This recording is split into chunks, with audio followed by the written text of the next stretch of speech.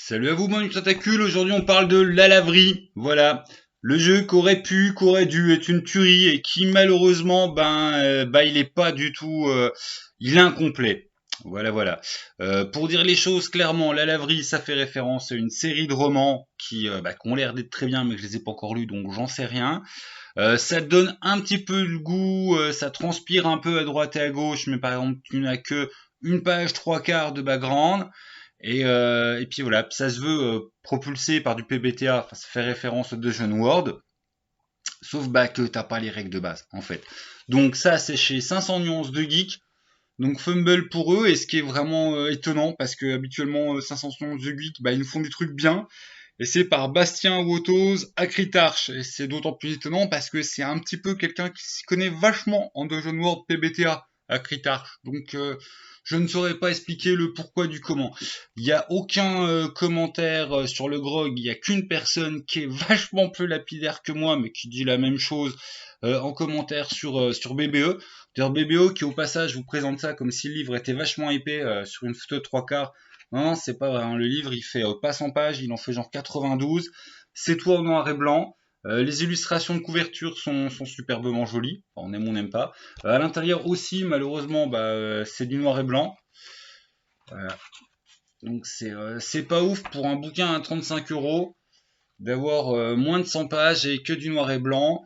Et voilà. Moi, je trouve qu'il y a deux points positifs, voire trois si on veut vraiment développer. Un, le monde est ultra hypant. Je n'ai pas encore lu les romans, je ne connais pas l'encyclopédie, je n'ai pas lu un seul supplément. Enfin voilà, je suis parti que du jeu de rôle comme je suis un rôliste, puis je prends un jeu de rôle qui est censé être autonome et je découvre en fait que c'est rempli de vide. C'est rempli de vide sur deux pans. Et puis voilà. Donc aussi l'autre point, c'est que par rapport à du PBTA, ce qui t'est amené pour traduire de l'univers de la laverie, moi ça me semble bien, même si je ne connais pas l'univers de la laverie, j'ai eu l'impression de ressentir des choses par ce qui est adapté. Et dedans, il y a des systèmes d'horloge qui sont très bien, qui ressemblent beaucoup au cadran de Forged in the Dark. À savoir, par exemple, t'as pas de point de vie, mais t'as une horloge qui va de 1 à 12. À 1, tu commences à être un tout petit peu tendu. À 12, t'as complètement pété les plombs et soit t'es fou, soit t'es mort, soit t'es lobotomisé. Et puis voilà, t'as aussi des horloges qui gèrent tes avancées personnelles et puis à l'intérieur de la laverie qui communiquent. Et t'as une horloge du destin pour le MJ qui fait en fait que tu montes, matérialises l'avancée dans le scénar et l'avancée vers la conclusion problématique du scénar. En clair, hein, si le MJ t'amène l'horloge du destin à 12, les méchants ils ont réussi et puis ça sent bon la fin du monde. En tout cas, les gros, immenses problèmes. Et puis voilà. Et les points négatifs, je refais cette vidéo parce que la première j'ai chouiné pendant 20 minutes parce que j'aurais aimé vous dire vraiment du bien de la laverie tellement le monde il m'a hypé, tellement la lecture du jeu m'a donné qu'une envie, c'est de lire les romans qu'on m'a prêtés, et puis c'est de me démerder pour trouver l'encyclopédie qui va avec, et puis les suppléments, et puis les machins. Moi je suis tombé amoureux de l'univers qui est quelque chose, de comment je le ressens pour l'instant, c'est entre Men in Black, Delta Green, Doctor Who, avec le tout saupoudré de folie kafkaïenne, la maison qui rend fou dans Astérix et les 12 travaux, là, le truc où l'administration n'a aucun sens. Mais malheureusement, c'est ça, t'as vraiment pas assez de background pour te faire vraiment une idée. T'as un hameçon qui t'accroche, qui te dit ah, viens me lire. Mais en fait, c'est pas du tout suffisant. Voilà, si tu te bases que sur ça pour faire des parties puis développer ta laverie, je pense que ça sera très différent du roman. Tellement c'est toi qui vas inventer tout le background. Voilà, t'as deux, trois, enfin, une page trois quarts, qu'est-ce que vous voulez, de toute façon qu'on vous décrive du background. Voilà, t'as quelques idées et puis c'est tout, puis démerde-toi. Et l'autre point où c'est un peu chiant, c'est que d'un point de vue règle du Dungeon World, du système APO, du PBTA, c'est vachement en fait, c'est pas assez. Voilà, si tu découvres l'APO, le Dungeon World avec ça, tu sauras pas quoi en faire parce que les règles non. C'est un très bon module pour Dungeon World si tu possèdes à côté des règles de PBDA, mais sinon il y a des trucs que tu vas pas comprendre. Exemple, t'as des actions types qui sont présentées très tôt dans le jeu. Hop, action type. Et on va t'expliquer par exemple que pour chercher à comprendre, je lis lancer plus nœud. Vous allez me dire, mais c'est quoi nœud? Bon, ça c'est facile, tu arrives à comprendre, ça réfère en fait aux attributs, et nœud, ça va être neurone. Les attributs, c'est connexion, matos, mythe, nerf, neurone et protocole. Mais le problème, c'est que on va pas t'expliquer comment que ça marche un lancer, en fait. Donc quelqu'un qui connaît du Dungeon World, il sait que je prends 2 dés de 6, je lance, et puis j'additionne ou je soustrais, hein, vos attributs peuvent être négatifs, mes neurones.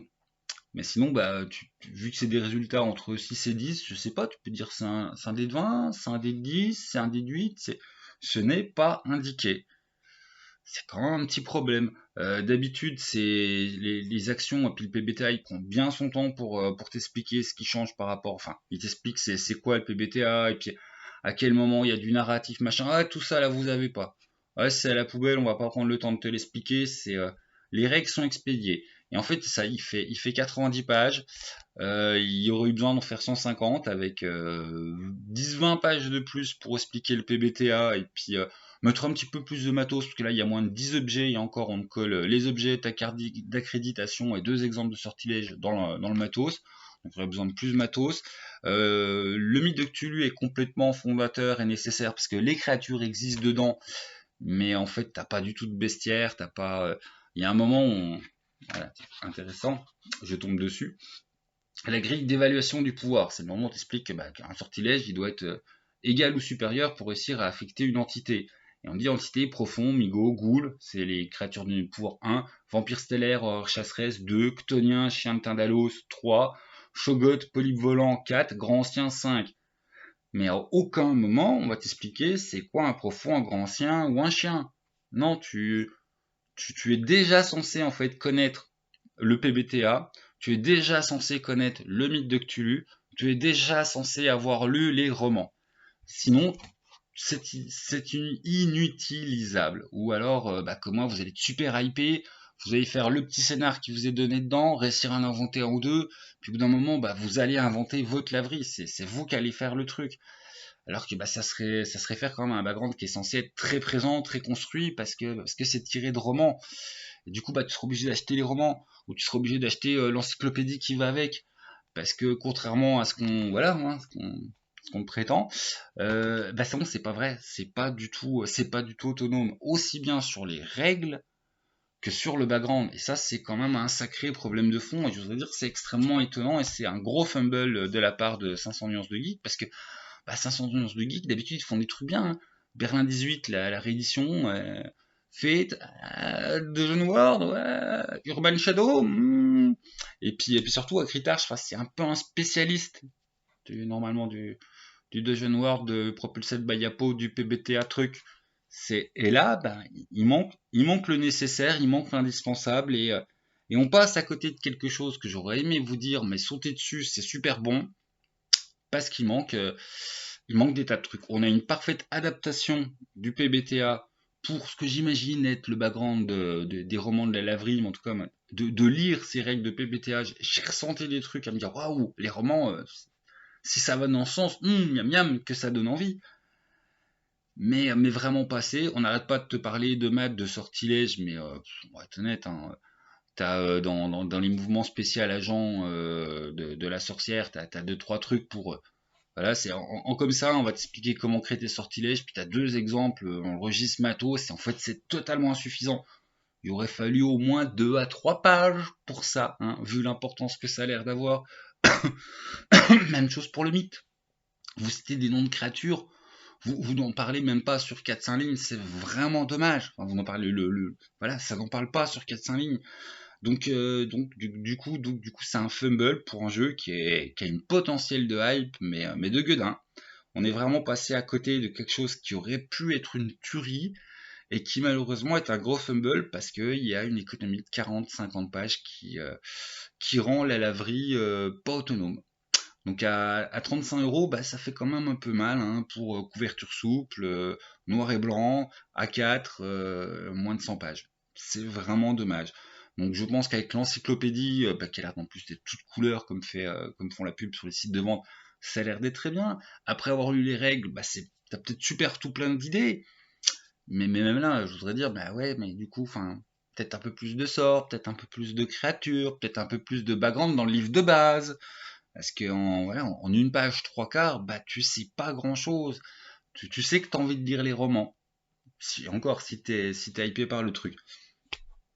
Donc je vais pas plus m'étendre, hein. C'est la deuxième vidéo que je fais. La première, j'ai chouiné à mon grand regret, et puis ah là là, qu'on on est vraiment passé à quelque chose qui aurait pu être à côté de quelque chose qui aurait pu être vraiment bien. Donc voilà, c'est la même chose en 10 minutes. Ça aurait pu être un super jeu de rôle. J'aurais aimé pouvoir vous danser la Macarena en vous disant achetez-le, c'est génial. Mais achetez-le, c'est génial. Si vous avez lu les romans et que vous aimez, si vous voulez claquer 38 €, mais quasiment 40 balles en plus pour l'encyclopédie, si voilà, c'est ça, encyclopédie plus roman. Faut aussi connaître un petit peu l'appel de Cthulhu, parce que sinon tu vas être perdu.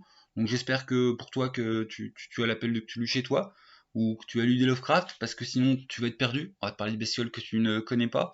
Et même avec tout ça, j'oserais dire, va falloir que tu crées toi plus de matos, parce qu'au bout d'un moment, toi, tes joueurs, d'abord 5 matos ésotériques vont peut-être se dire, enfin, t'as des règles de création pour en faire plus, mais ça, le matos, on va te dire, bah voilà, hein, ne vous gênez pas pour en inventer plus. Tous les gadgets à la James Bond, ça te fait ça, et puis t'as des petites règles de création. Mais ouais, non, mais il aurait fallu plus, c'est ça, ce- c'est un merveilleux module d'adaptation de Dungeon World pour les gens qui connaissent déjà la laverie. T'as une bonne base de travail pour toi bosser dessus. Si t'as pas lu les romans, si t'as pas, enfin, t'es vite tout paumé. Donc ouais, j'ai dit ce que j'avais à dire, je m'arrête là.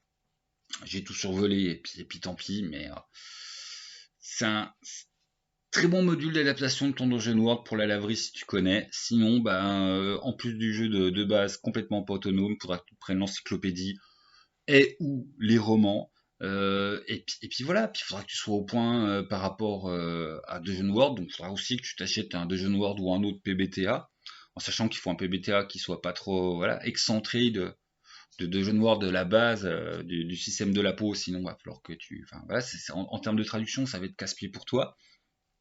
Il faut que tu sois au point sur le mythe de Cthulhu, il faut que tu donc la laverie, malheureusement, jeu absolument pas autonome. Gros fumble de la part de 500 nuances de geek qui nous avait vraiment pas habitué à ça. Gros fumble de la part d'Acritarch qui est pourtant quelqu'un qui s'y connaît bien en PBTA. Donc je ne comprends pas d'où vient ce plantage. Voilà, à 40 pages près, c'était quelque chose d'autonome et de suffisant. Au double de page, on avait quelque chose d'extrêmement consistant et super accrochant. Et malheureusement, bah là, on a quelque chose d'absolument pas autonome que vous aurez besoin de claquer plus de thunes dans les romans ou l'encyclopédie, voire vous acheter un autre jeu de rôle pour pouvoir comprendre de quoi on vous parle. C'est quand même un comble, donc c'est dommage. Encore, j'avais le Cthulhu en tête, mais oui, il va falloir vous mettre au point, acheter Cthulhu pour connaître du mythe de Cthulhu, acheter Dungeon World pour connaître du Dungeon World, puis acheter l'encyclopédie ou les romans de la laverie pour savoir de quoi on parle. Ça fait beaucoup à se mettre en plus pour un jeu qui se voulait autonome, donc très très bon module. Si vous possédez le reste et vous savez de quoi vous parlez, qui vous donnera une très bonne base de travail.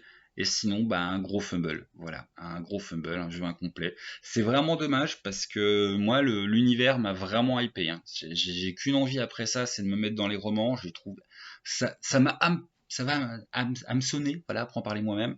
Ça m'a super hameçonné, ça m'a donné envie de découvrir plus de ce monde. Mais je ne peux absolument pas, en toute honnêteté, vous conseiller de l'acheter sans vous prévenir que tu vas acheter une adaptation de Dungeon World pour les romans que je te conseille d'avoir lus, sinon tu vas être perdu. Voilà. Salut les gens, je vous laisse sur une grosse déception personnelle, hein. J'avoue que c'est vraiment une grosse déception pour moi, tellement je pense qu'on est passé à côté de quelque chose qui aurait pu être très bien, qui aurait pu faire des ravages. Enfin, c'est l'humour de Doctor Who british, plus en dark, avec du Men in Black où tu remplaces le côté américain par la touche anglaise, où tu remplaces les extraterrestres ultra technologiques par l'occulte et le mythe de Cthulhu. Enfin, il y a vraiment, sur le papier, il y a tout pour plaire. Et c'est foiré. Voilà. Salut les gens!